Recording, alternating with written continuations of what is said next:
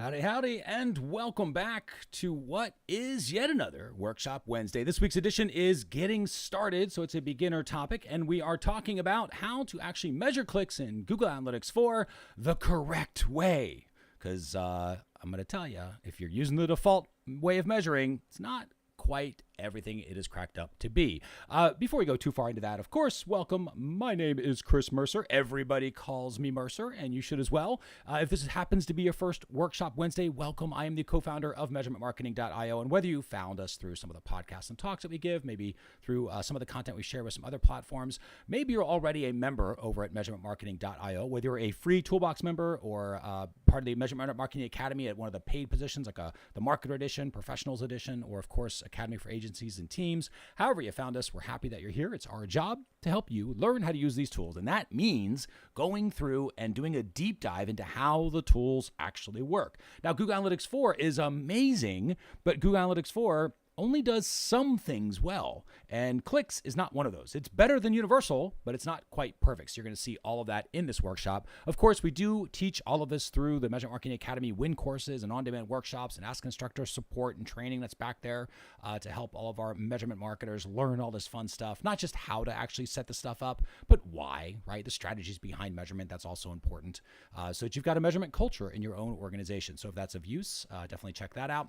More on that a little bit later on. Right now, though, getting started. Measuring clicks in Google Analytics 4 the correct way. All right, we're going to go ahead and dive right in. How does this fit into the framework? Remember, we plan, we build, we launch. We're all marketing in the blind. We're trying to use a system that reliably produces revenue and profits. Now, when you plan, you're supposed to be asking results and how questions.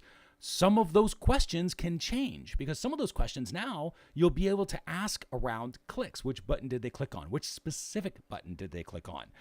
What other element did they interact with, right? Did they click on not just that video, but what about an audio podcast? Or did they interact with images on an e-commerce store, right? Those are the types of clicks that you're going to be able to ask questions around. Of course, how do we gather that information? You're going to see that in today's workshop. So we'll show you how to actually set it up. So you're recording those behaviors that we need to look for. Then, of course, what actions will you take? That's part of your plan, right? What are we going to do if the answer is higher than we think it's going to be, lower than what we think it's going to be, or just right? Then you move into your build. We make sure the results are being measured. We make sure the traffic is set up and identified properly, and we make sure that we have a setup. Now, that will include some of the stuff we're talking about in GA4 today. She's working with our dedicated measurement management clients. She runs our Ask Instructor team back there. That's a huge support of the Measurement Marketing Academy with all the instructors sending over their videos and screenshots to all of our students. Obviously, she's knee-deep in Data Studio, which is now we're going to have to switch this to call it Looker. Looker Studio Rockstar, I guess is how we're going to have to reference that now that they've changed their name. That's breaking news. But needless to say, I digress. I'm going to go ahead and bring Julie Brade on to here. Julie, the floor is now yours. Thank you so much for that great introduction. Let's go ahead and start with what you probably already know about Google Analytics 4 and clicks. So if you go into your property and choose your data stream here, you've probably heard about enhanced measurement and how Google Analytics 4 automatically collects your clicks. That is partially true. If we click on this little icon here, and we can see it says outbound clicks, and by default it could be turned on for you. Ours is turned off, and I'll explain why in just a moment. So with your outbound clicks, this means anything that is leading away from your site. So think about Facebook, Twitter, Pinterest, Instagram, all of those things that are going away from your site. A different link to like maybe Amazon or another affiliate link to a different site. Those are outbound clicks. So anything that's on your site, like all of these navigation clicks, all of the button clicks, call to action clicks, anything that users are doing as they're going through the site that you might want to measure, that you're going to want to be able to answer questions to, those are not included with outbound clicks. So what we need to do to make sure Google Analytics 4 clicks are measured the correct way is we need to use our favorite tool, which is Google Tag Manager. And we are going to have our split screens set up here. So right here, we have universal analytics. This is something we've taught in the past where we have category action label is the basic event for universal analytics. And we just put different parts and pieces inside of this event for us to be able to use this and slice and dice it inside of Google Analytics or inside of any different reporting platform. And so this is what we have here. What we want to do is inside over on this side is to create another event that is going to send it to Google Analytics 4. And so we have plenty of other workshops and courses that kind of dive into more of the migration. So right now we're just diving into the clicks here. So again, we're just choosing a GA4 event. The configuration tag that we have here is going to be this one that we have. You might have a different name, but it's going to be the configuration tag that you need to choose. Now here is something really important to note is GA4 has very specific names in a different format than you probably are used to. And so one of those things that you'll notice is there are no spaces, there are underscores instead of spaces, and everything is lowercase. And something else that you'll be able to see as well is if you go into a basic demo account. So this here is actually, if I go into the admin, you'll see this is the demo account for Google Analytics for their merchandise store. And if you go to their configure section, you can just kind of see how are they doing some of their naming conventions. What's the default? Because they're not going to do anything customized because they are using it for the exact purpose of showing people what's the default stuff, what's possible. And so add underscore payment info. So that's the, the default for that. And so we're coming down and looking what's default for click. And we do have other links we'll put below this workshop that's going to have all those links for you and all those the details for you of what is the default. I just want to show you another way to do that as well to kind of confirm. So what we want to do is actually have the event name called click. And so then we are going to choose the signal. So the trigger is the signal of when this is supposed to happen. So if you're migrating something over, meaning you have it in Universal and you need to move it to GA4, you're going to make sure you use the exact same signal. So if you have like 3 or 4 triggers here, you're going to make sure you have 3 or 4 triggers over here. And so you're just going to come in and make sure we line up and say have the exact same trigger. And then we're going to rename this to GA4. Ooh, let's make sure we said that GA4 clicks. There we go. And so technically we are done. We are saving. So what we've just done is we are now measuring clicks inside of GA4. And however, the only thing that GA4 is going to see is this click event. It's not going to see any of this other details here. And if we need this to be able to answer questions so we can take that useful action, we need to make sure it's given inside of this event as well. And the way we do that in GA4 is this event parameters. And so we know we need 1, 2, 3, 4 different details. And you might have a few more, so we're just going to go ahead and add these in. And what we're going to do is we're going to just go ahead and list out the ones that we need. For sure, we know I need the value of click URL, and we're going to choose each one of these different braces. Technically, I can copy and paste, but it's always just good practice to come in here and use our braces and use the drop down of what it's showing us to make sure we're choosing them correctly. And if we had a bunch, I probably would copy and paste. Okay, so now the next thing that we need to do is to make sure that our parameters are going to be in the same format that it is recommended. And so that's another one of those fun things that is not on this particular list, but on a different list. And again, we'll drop this one into the links below of this workshop, but it's all about the enhanced measurement and the default values or the recommended ones.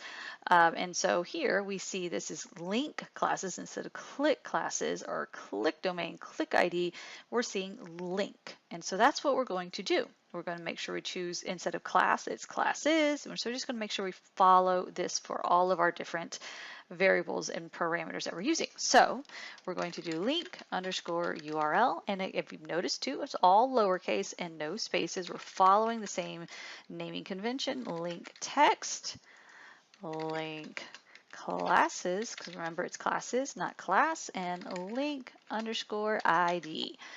And so even though technically like Google Analytics 4, we know that it's going to do something custom with the generate lead or any of these other events that we might see. Like we know there's going to be reports for these. We know there's going to be reports for the purchases and all of these other they're about to do with e-commerce, as well as the one that's called generate lead that's for actual leads, opt-ins. We don't know if there's eventually going to be a report about clicks. However, because they're recommending this very specific information here, we're going to go ahead and use it just in case in the future there is something very specific about all of this. And maybe there's a report that talks about here's the click classes, or excuse me, the link classes, here's the link ID. So we're going to follow the format so that it's going into Google Analytics for the correct way. And so what I would actually do is have this on a separate screen, or maybe I'll move that over here so that we can confirm that our formatting is correct. So we have link classes, that's here. We have link ID, that's here. Then we're looking for our link URL. We have that one here.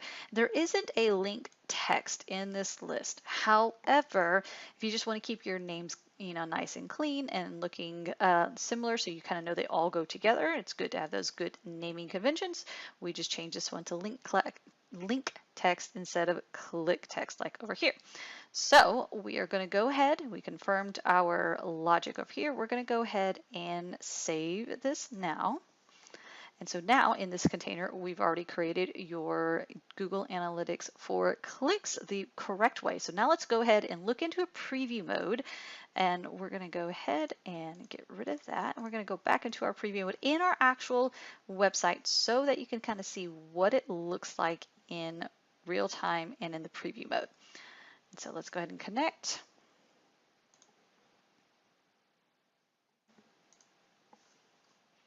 I want to come back over here to this main page that we were just at, and I'm going to give debug just a moment to kind of catch up. Debug kind of takes like about 30 seconds before it starts working. So we're going to come over here into real time just to kind of see what it is that you would look at and look for.